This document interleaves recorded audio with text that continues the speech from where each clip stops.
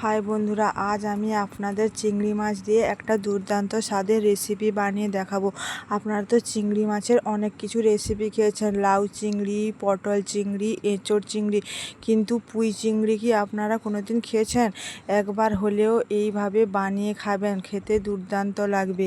বাড়িতে মাছ, মাংস, ডিম সবসময় তো অ্যাভেলেবেল থাকে না, তাই যদি চিংড়ি মাছ থাকে, চিংড়ি মাছ দিয়ে এক থালা ভাত খাওয়া হয়ে যাবে এই পদটা দিয়ে। প্রথমেই দেখতেই পাচ্ছ বন্ধুরা, সাদা ভাত নিয়েছি, কাঁচা লঙ্কা, শসা, পেঁয়াজ কুচি, এদিকে মসুরির ডাল, ঘন করে মসুরির ডাল আর পুঁই চিংড়ি দিয়ে এক থালা ভাত খাওয়া হয়ে যাবে। ভিডিওটা প্রথম থেকে শেষ অবধি দেখার জন্য অনুরোধ রইল। এখনকার যুগের বাচ্চারা তো শাক পাতা খেতে ভালোবাসে না, তাই পুঁই শাক দিয়ে যদি চিংড়ি মাছ রান্না করে দেওয়া যায় তাহলে খুব ভালোভাবে মন ভরে খেয়ে নেবে, কারণ বাচ্চারা চিংড়ি মাছ আরও খেতে খুব ভালো লাগে। এইভাবে চিংড়ি মাছ রান্না করে খেলে প্রথমে পুঁই শাকটাকে ভালো করে পেটে বেছে ধুয়ে নেবে। এদিকে 200 গ্রাম মতো চিংড়ি মাছ আছে, বেগুন, আলু আর কুঁদরি সব রকম সবজি দিয়ে এই সবজিটা বানিয়ে দেখাবো। চিংড়ি মাছগুলো কেটে বেছে ধুয়ে লবণ হলুদ দিয়ে ভালো করে মাখিয়ে রেখে দিয়েছি। ওইদিকে বেগুন, আলু, কুঁদরি ভালো করে কেটে নিব। কুঁদরি সব একে একে করে কুচি কুচি করে কেটে নিব। ওইদিকে লবণ হলুদ মাখানো চিংড়ি মাছটা ঢাকিয়ে রেখে দেবো। এদিকে একে একে করে সবগুলো সবজি কেটে নিয়েছি। আলু কুচি কুচি করে কেটে নিয়েছি, সব রকম সবজি আলু, কুঁদরি, বেগুন, শাক সব ভালো করে কেটে নিয়েছি। এবার ভালো করে বেশি করে জল দিয়ে, বালতিতে বেশি করে জল দিয়ে 3-4 বার করে ধুয়ে নিব। যত শাক পাতা ধোয়া হবে তত নিচে বালি পড়ে যাবে, কারণ শাকে তো অনেক নোংরা থাকে, তাই ভালোভাবে পরিষ্কার করে ধুয়ে নিতে হবে। দেখতেই পাচ্ছ বন্ধুরা কত ভালোভাবে আমি ধুয়ে নিয়েছি। সবগুলো সবজি ভালো করে ধুয়ে নিয়েছি।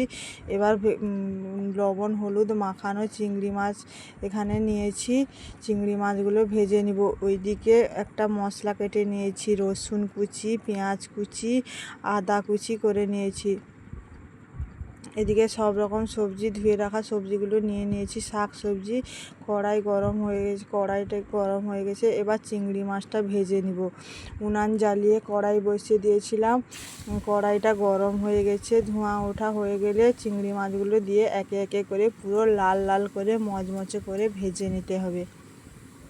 দেখতেই পাচ্ছ বন্ধুরা কড়াই থেকে কতটা পরিমাণ ধোঁয়া উঠছে, পুরো ঝাপসা দেখা যাচ্ছে না। এইরকম যে কোনো মাছ ভাজার সময় যদি কড়াইটাকে ভালোভাবে তেল আর কড়াই ভালোভাবে গরম করে নেওয়া হয়, তাহলে কড়াইয়ের গায়ে একটুও মাছ লাগবে না, পুরো ভালোভাবে ভাজা হয়ে যাবে। যে কোনো মাছ ভাজার সময় বলে দিলাম বন্ধুরা, সবসময় কড়াইটাকে পুরো ভালোভাবে হিট করে নিতে হবে, তেলটাকেও ভালোভাবে হিট করে নিতে হবে, যাতে কড়াই থেকে ধোঁয়া উঠে যায়। চিংড়ি মাছটা ভাজা হয়ে গেছে, তুলে নিয়েছি। ওই চিংড়ি মাছ ভাজার কড়াইয়ে আরও একটু তেল দিয়ে দিয়েছি, সরষের তেল। মনে রাখবেন এই রান্নাটা সরষের তেল দিয়ে রান্না করতে হবে। এদিকে কাঁচা লঙ্কা আর 5 ফোড়ন দিয়ে দিয়েছি, কেটে রাখা পেঁয়াজ কুচি, আদা কুচি, রসুন কুচি দিয়ে ভালো করে ভাজা করে নিতে হবে।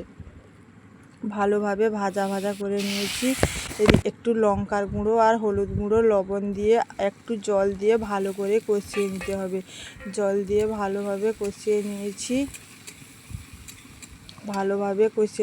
আরও একটু টমেটো কুচি দিয়ে আরও একটু মশলাকে ভালোভাবে কষিয়ে নিতে হবে।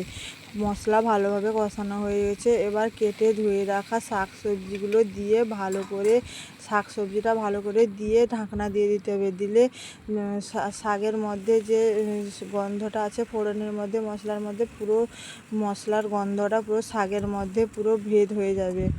দিয়ে কিছুক্ষণ পর 2 মিনিট পর ঢাকনাটা খুলে ভালোভাবে লবণ আর হলুদ দিয়ে ভালোভাবে মিশিয়ে আবারও একবার চাপা দিয়ে দিতে হবে। এরকম করে শাকের থেকে যে জলটা বেরোবে সেই জল দিয়ে শাক সবজিটা ভালোভাবে সেদ্ধ হয়ে যাবে, আর এক্সট্রা কোনো জল দিতে হবে না। এইভাবে মাঝে মাঝে 1-2 বার করে নাড়াচাড়া করে নিব।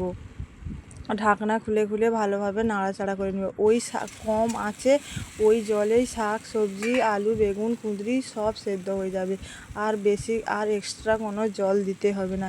এইভাবে শাকটাকে 99% মতো রান্না করে নিয়েছি। এবার ভেজে রাখা চিংড়ি মাছ দিয়ে আরও 10 মিনিট মতো রান্না করে নেব। শাকের গা থেকে যতটা জল আছে সব জলটা শুকিয়ে নেব। এদিকে আলু কুঁদরি বেগুনও ভালোভাবে সেদ্ধ হয়ে যাবে, দিলে ওই জলেই রান্না হয়ে যাবে। দেখতেই পাচ্ছ বন্ধুরা, আবারও একবার ঢাকনা দিয়ে দিয়ে ভালো করে নাড়াচাড়া করে নিয়েছি। জলটা পুরো শুকিয়ে গেছে, দিয়ে ভালো করে সবজিটাকে ভালো করে ঘেঁটে নিতে হবে। চচ্চড়ি মানেই একটু ঘাঁটা ঘাঁটা টাইপের হবে, কোনো সবজি গোটা গোটা থাকলে হবে না, ভালো করে ঘেঁটে নিতে হবে। বন্ধুরা, আমার এই ভিডিওটা যদি ফেসবুক পেজ থেকে দেখো তাহলে ফেসবুক পেজটিকে ফলো করে দাও, আর যদি ইউটিউব চ্যানেল থেকে দেখো ইউটিউব চ্যানেলটিকে সাবস্ক্রাইব করে পাশে থাকো এরকম নিত্য নতুন ভিডিও দেখার জন্য।